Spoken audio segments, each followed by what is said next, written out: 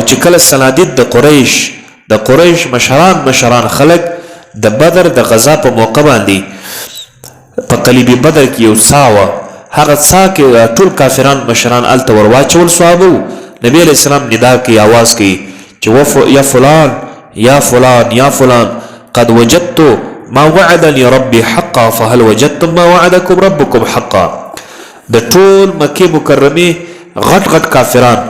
دا په هغه قلیب بدر یو څاوه په هغه څا کې دننه اچولي و مردار کړي ولته اچولي و د جنگ بدر په ورځ خو ډېر کافران مردار سو رسول الله صلی الله علیه وسلم دغه ساته دننه ګوري سربیره د ساسخه او بیا دا څاوه طرف ته आवाज کوي چې اے کافرانو اے فلانی هر یو به په نوم اخیستل اے فلانی کافره اے فلانی کافره الله چې زما سره وعده کړی و هغه ما ته راورسېده چې هغه د نصرت وعده وه هغه د کامیابي دعوه وه هغه د اسلام د سربلندي دعوه وه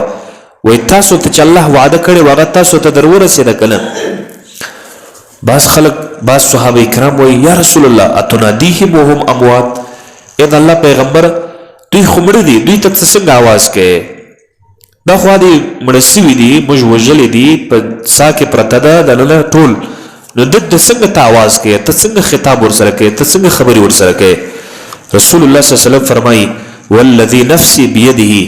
قسم مې د هغه خدای په ذات باندې وي چې زما روح د هغه په قدرت کې ده انهم لاسمع لهذا الكلام منكم الا انهم لا يجيبون چې دا خلک چې دا په دا مړه دي او په دې څا کې دننه دي او تاسو وژلي دي دوی تر موته یې ښه اوري موته دونه نسو اورېدلی لکه دا کوم مړي چې اوري خو دومره ده چې جواب نسی ورکولی دغه نس او دغه حدیث دا قوي حدیث ده صحیح حدیث ده په دې کې شک نسته دا نس ده او دا دلیل ده په دې باندې چې روح د شقي د بدبخت روح هم باقي پاتې کېدلی سي او ادراک د هغه هم باقي پاتې کېدلی سي ان هغه ادراک کولی سي او آیت په دې کې دلیل ده چې ارواح د شهداو او د میت دا د شقاوت او د سعادت څخه خالی نه ده یعنی چې ستا څخه روح ووتی ډانچه دې خالی پاته سوه دا ستا روح د دوه حالتو څخه خالی نه ده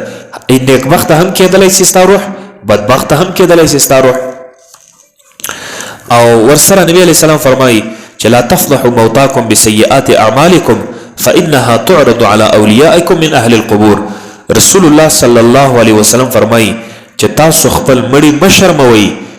د نورو مړو مخته په بدو اعمالو سره ځکه ستاسو اعمال ستاسو مړو ته پیشیږي ستا پلار مړ دی ته زوی یې ته عمل د بدي کوې ستا پلار ته دا ستا عمل پیشیږي چې ستا زوی په قبر کې دننه چې ستا زوی فلاني ورځ کې دا کار غلط کړی ده نو ستا پلار به د نورو مړو مخته شرمیږي ستا ورور مثلا د یو چا خور وي د چا پلار وي د یو چا زوی وي دا ټول داسې سلسله ده ځکه رسول الله صلی الله علیه وسلم فرمایي چې تاسو خپل اقارب او خپل مړي مه شرموئ د نورو مړو ومخه ته ځکه چې تاسو اعمال د بدي کوئ غلط کار کوئ ستاسو پیشي د هغه غلطو کارونو هغه ستاسو مړو ته کېدلی سي نو ستاسو مړي بیا خامخا شرمیږي د نورو مړو ومخ ته د دې مطلب هم لا ده چې ګوره مړی احساس هم درلودلی سي مړی ادراک هم درلودلی سي مړی فهمیږي فهمولی هم سي